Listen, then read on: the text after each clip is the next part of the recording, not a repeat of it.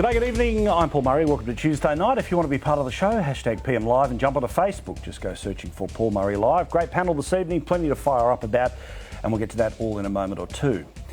But as we speak, there is a serious problem in lots of parts of the country, and it is involving teenage boys who think that a more important thing than looking forward to a long and productive life in free and open Australia is to kill in the name of their religion.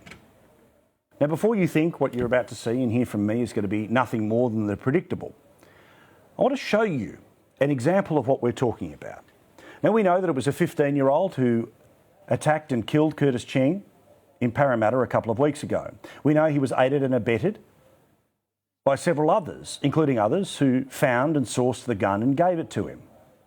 We also know that there are more than 150 Australians who are currently on the other side of the world fighting a holy war, and if they don't get blown up there, have an expectation to come back to this country. In my view, they should be denied returning to this country because effectively they're over in terrorist TAFE right now, and I don't want them back here solving neighbourhood disputes with bombs and guns. But it's an even bigger issue than that.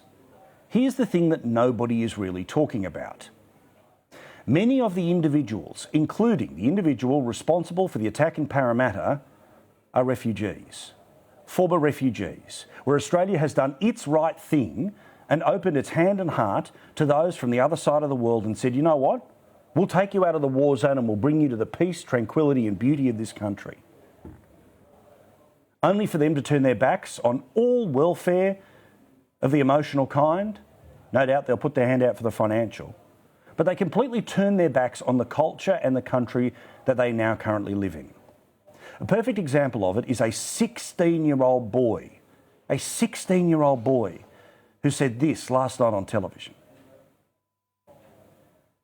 You and your friends are one of the biggest terrorism threats in Australia.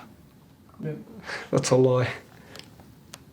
Because anyone sees me, I'm a normal dude. There aren't many regular dudes who support Islamic State. There's a lot. Would you get yourself killed for Allah? No comment.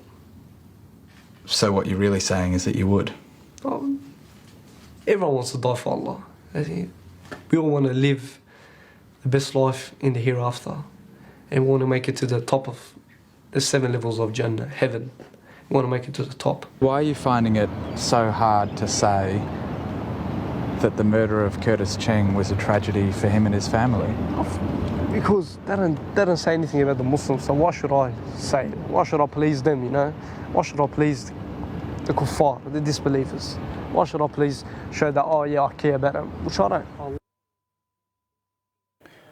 The scary stuff is that that guy is not just a lone crazy person.